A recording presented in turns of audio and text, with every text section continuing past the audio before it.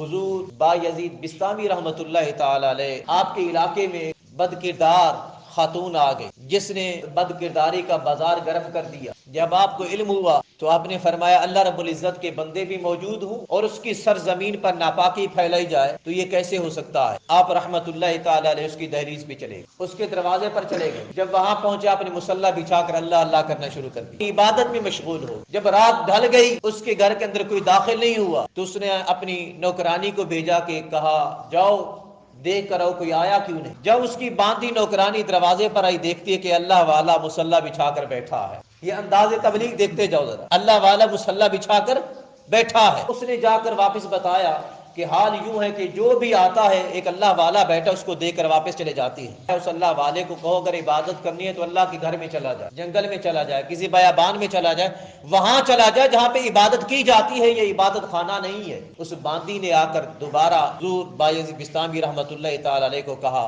آپ نے فرمایا میں تیری مالکن سے ملنا چاہتا ہوں۔ وہ کہنے لگی وہ 200 دینار لیتی ہے ایک رات کے۔ آپ نے فرمایا فقیر دینے کے لیے تیار۔ آپ نے اس کو 200 دینار پکڑا دیے، فرمایا جا کر اس کو کہہ۔ جب اس کو جا کر اس نے کہا ٹھیک ہے، میں تو اس کو اللہ والا سمجھ رہی تھی۔ خیر آپ اس کے گھر میں داخل ہوئے، جب گھر میں داخل ہوئے تو اپنا مصلی دیا، فرمایا جاؤ نئے کپڑے پہن کے آ، غسل کر کے آ، اس پر 2 رکعت نماز نفل ادا کر۔ وہ کہنے لگی نہیں میرا یہ راستہ نہیں۔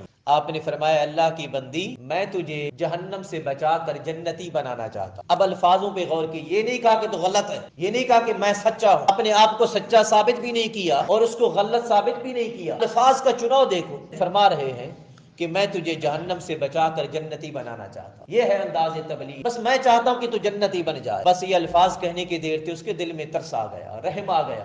اس نے کہا چلو ٹھیک ہے یہ بات بھی مان لے۔ اس نے نئے کپڑے پہنے، غسل کیا، مصلی پہ کھڑے ہو کے 2 رکعت نماز نفل پڑھی۔ ادھر اس نے سر سجدے میں رکھا، ادھر آپ نے سر سجدے میں رکھا۔ رب تعالیٰ کی بارگاہ میں التجا کرتے ہیں کہ باری تعالیٰ میرا کام فقط تیرے بندوں کے سر جھکانا ہے، دل تو تیرے دستے قدرت میں ہے، مہربانی کر جس طرح میں نے اس کا سر جھکا دیا ہے تو اس کا دل جھکا دے، تو اس پر کرم نوازی فرما دے۔ وہی بدکار فاحشہ خاتون جو مصلی پہ کھڑا ہونے سے پہلے وقت کی غلیظہ تھی، وہی 2 رکعت نفل پڑھنے کے بعد وقت کی ولیہ بن کر اٹھی۔ سو محترم المقام یہ انداز ہے تبلیغ، نرمی اختیار کیا کر۔ کسی کو اگر اچھائی بتانی ہے، کسی کو نصیحت کرنی ہے، کسی کو خیر کی طرف لانا ہے تو نرمی کا دامن کبھی نہ